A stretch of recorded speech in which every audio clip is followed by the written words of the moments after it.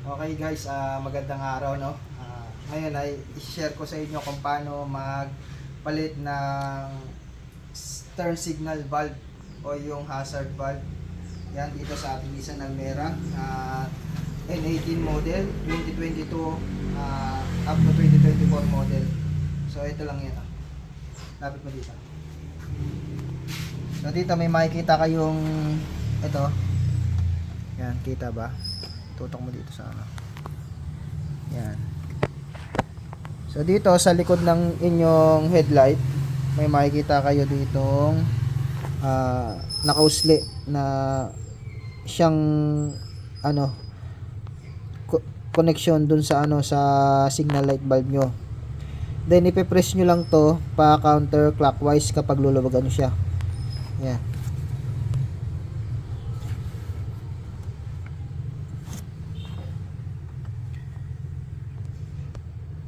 Yan. So ito.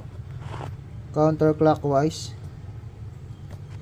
Yan, medyo matigas lang. So pag narinig nyo lumagotok at lumuwag, okay na yan. So ito na yun, ma-access nyo na yung pinaka mismong bulb. Yan. Yan. So ang klase ng ano niya, signal light bulb niya ay hindi ordinary na ano, kasi ito, hindi magkatapatan yung pinaka mismong guide niya sa gilid. Ayan. And then yung bulb niya is 21 watts. Ayan. 12 volts, 21 watts. So ayan. Single contact na kulay orange. So ganun lang kapag ano, ganyan lang.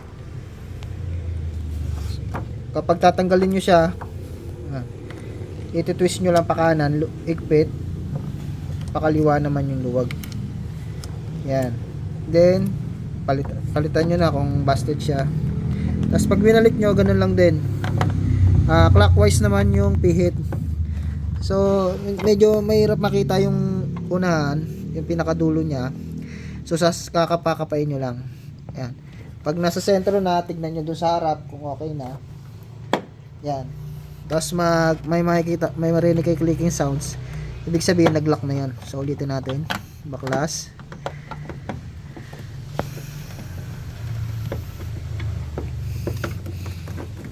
Yan. Yan, okay na. So same din ang procedure dun sa kabilang side. Yan. Ganyan lang pagpapalit ng signal light bulb sa harap. Ito naman guys ay tuturo ko sa inyo kung paano magpalit ng signal light bulb sa rear. Sa rear. So dito meron ditong 10mm na bolt. Ayan, lapit na. 10mm na bolt. Gagamit lang kayo ng socket wrench o kaya combination wrench. Basta matanggal nyo itong 10mm na bolt screw na to. Ayan. Tapos tatanggalin nyo siya.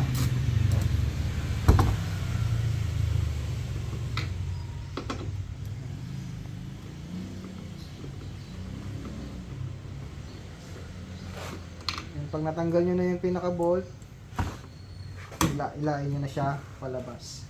Nagamit naman kayo ng flat screw o kaya pry tools kung meron kayo. Then hilahin nyo siya palabas. Gamit kayo ng basahan para hindi magasgasan yung unit nyo. Kung mayroon kayong pry tools na plastic, pwede na yon para at least plastic lang siya, hindi siya magagasgasan. Then gamit kayo ng basahan para hindi magasgasan yung inyong pintura. Yan. Tapos sikwatin niyo palabas.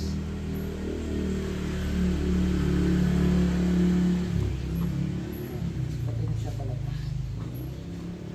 Pag umangat na siya, yan. Pag napaangat niyo na itong nasa taas, sunod niyo naman yung nasa baba. Yan. Ganun din ang lalagyan niyo rin ng basahan. Yan. So kapag umangat na siya parehas, hilahin nyo na ngayon lahat ng buo.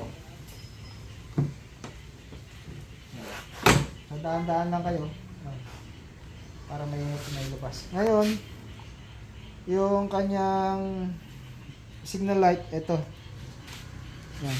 Iti-twist nyo lang siya pa counterclockwise. Then maluluwagan nyo siya, pwede nyo siyang mahugot. Yan. Yung bulb niya ay 12 volts, 21 watts. Yan. Yung klase ng bulb niya is ganito. Yan. Ganyan siya. Hindi siya tulad nung nasa harap na bilog. Ito palapad. Yan. E4 ang tawag sa E4.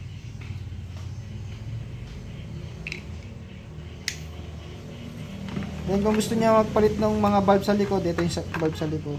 Kaya pag binalik niyo siya, yan, clockwise naman yung higpit. Yan, pag nag-click, okay na yon.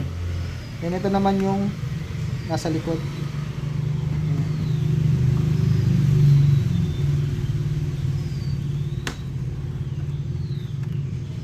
Yan. Nakikita nyo, LED na siya. So kapag nagpalit kayo ng LED, kapag nabasta dyan, buo ng headlight, buo ng tail light yung papalitan niya. Tapos itong isa ay sa reverse. Sa reverse, i-hit nyo lang din pakaliwa. Ito yung sa reverse. 12 volts, yan. 16 watts, E2. Yan. Yan yung sa reverse bulb. So ang napapalitan lang dito is yung reverse bulb saka yung signal light bulb. Kapag nasira yung tail light nyo, palit na kayo ng buo kasi assembly siya. Wala siya mabibilan na LED. Ayan. Tapos twist nyo lang pakanan, yun yung higpit nya. So ganun lang yung procedure kung gusto nyo magpalit ng signal light bulb ng likod.